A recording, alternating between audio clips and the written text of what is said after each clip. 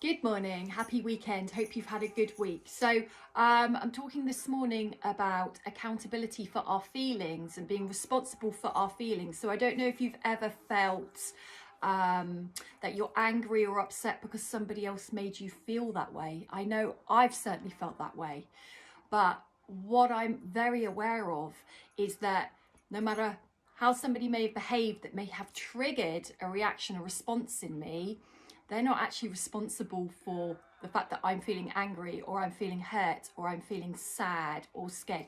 My point being that at any point in our lives, when we're triggered in something, we feel a very, very strong emotion about something. It's actually our responsibility what we're feeling, regardless of what's gone on. Now, that can be a bitter pill to swallow, and it could almost feel a bit controversial, but it's actually the truth of self-accountability and responsibility. So when we might feel hurt or anger, for example, remember at that point, there are a myriad of different emotions we could feel. So where somebody might feel anger for a situation, somebody else experiencing the same situation might feel sadness instead. Where somebody might feel heartbroken over a situation, somebody else might feel relieved and see the silver lining. We are creatures of our previous existence.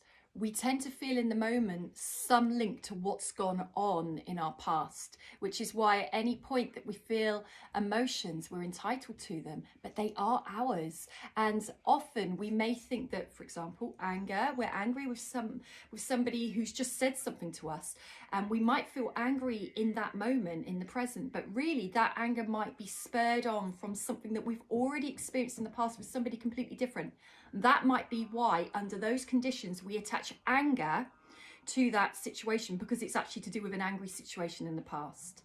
That's why somebody else in exactly the same setup, who's experienced exactly that same moment with a person, might instead experience sadness or fear because of maybe something they've experienced from their past.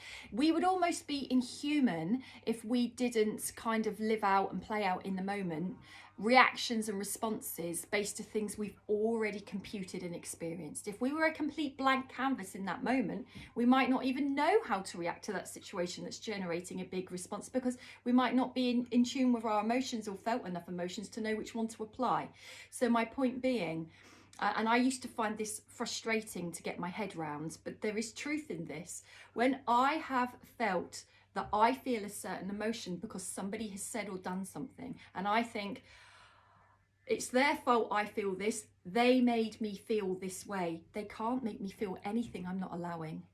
So yes, there are definitely situations in life where no matter what, we're going to feel some kind of heavy, deep emotion that isn't pleasant. Which one it is often dependent on what we've already been through. We are allowed our emotions. We are allowed our heavy emotions, our deep emotions, what they call negative emotions. There's no such thing as a negative emotion. They're no better or worse than positive emotions. It's just what we do with them, how we handle them, how long we hold on to them, and how we might react with them. So when we take ownership and accountability for how we're feeling, for example, I felt upset or I felt angry when so-and-so said something.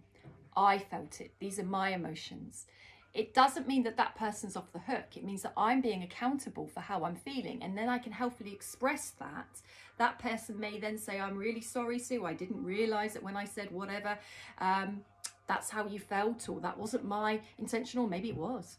But it can open up a healthy, mature dialogue to resolve something, and then for me helpfully to express my emotions, so I'm no longer sitting with them. Have I mastered that completely? No. Do I still get frustrated sometimes that I feel a certain way because somebody did something? Yes. But when I try to go into my more mature self, or my higher self spiritually, I am fully aware that it's mine to own whatever I'm feeling, because I've made that choice that that's the emotion I link to it.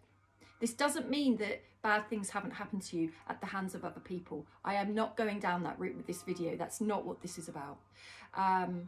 This is why we kind of create big, heavy emotions, because things do happen.